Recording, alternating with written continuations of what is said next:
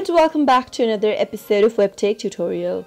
In today's video, I'm going to help you learn how to delete your Starmaker account. If you no longer want to use your Starmaker and you want to delete your account, then this video is for you. Keep watching the video till the end without skipping, and don't forget to subscribe to our channel by hitting the subscribe button. Press the bell icon so that you'll never miss another update from us. Now let's get started. In order to delete your Starmaker account, first go to your Starmaker application and tap it open. Sign into your account, and once you're in, go to the Me button at the bottom right corner and simply copy your ID from your Starmaker profile. You can write the ID down in a piece of paper, or you can take a screenshot of your profile. The reason we're doing this right now is you'll need it during the deletion process. Now, from your profile, tap on the Settings button in the upper right corner and then scroll all the way down and tap on Customer Service Center. Go to Feedback from this page and then go to Account Profile or Message option.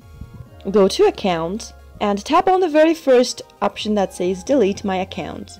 Now, what you'll need to do is you'll need to fill in the form below and send it to the customer service.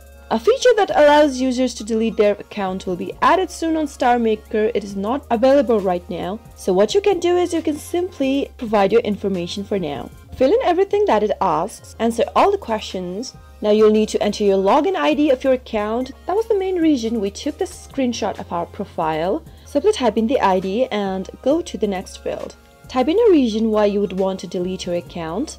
You can type in any region that matches yours, and then after you do that, tap on the plus button at the bottom that says Screenshot of your profile. You'll need to attach your screenshot of your profile in this field. Go and choose your screenshot from your camera roll and tap on Done at the upper right. Once you do that, go ahead and read the informations down below. It says that if your account level is above 30, you'll need to provide extra 2 latest recharge receipts.